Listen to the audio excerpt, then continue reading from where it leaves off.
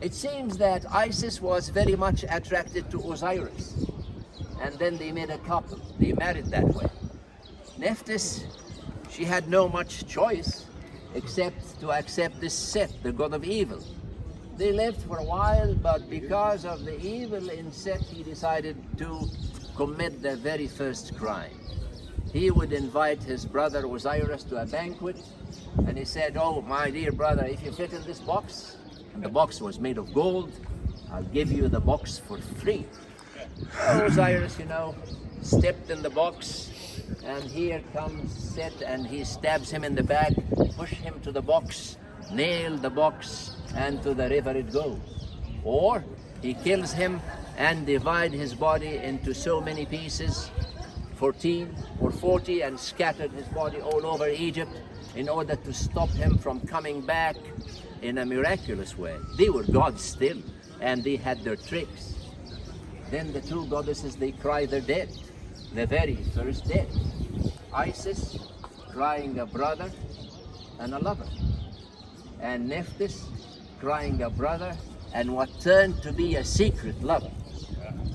So both of them, they cry and cry and cry, and then from the tears of Isis and Nephthys, the Nile River would flood. So they believe that the annual flood of the Nile is to commemorate, is to tell the story. It is the tears of Isis and Osiris. They believe that this kind of drama took place here. Look around you, see these islands and the granite around you. This kind of drama took place in this kind of setting.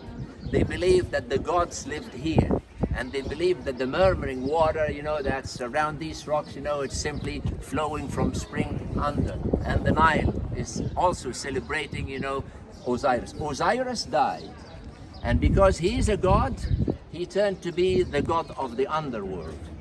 But Isis, she hated to see him dying this way. She is still the goddess of magic. She puts him together, she gave him temporary life, and then she conceives a child, in a miraculous way. Conceived a child from the dead body of Osiris in a way.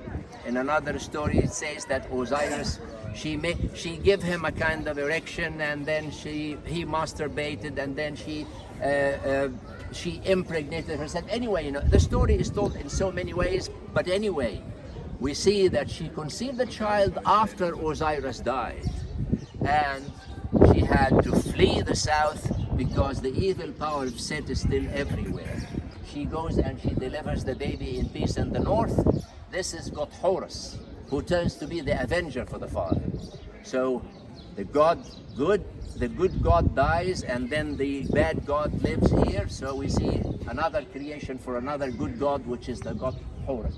This temple is mainly dedicated to Isis, but also to the triad. The triad is Osiris, the very first figure on the left, seated figure, that's Osiris, and then behind him we see Isis, and again we see Isis and Horus. So Isis, Osiris, and the good son Horus, the one who took revenge for his father later on, met this Set in many battlefields, and the final one of them announced the victory of good over evil, and we will see that chapter when we go to the temple of Edfu. So that means that these temples, they are not just separate islands, these temples, they are connected in one story.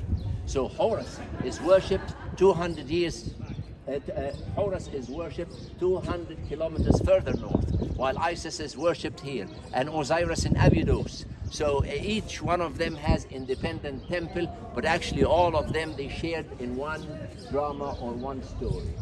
This temple for Isis remained the pagan temple until the 5th century AD. And the whole world was adopting Christianity, and the Nubians here, they were still worshipping Isis.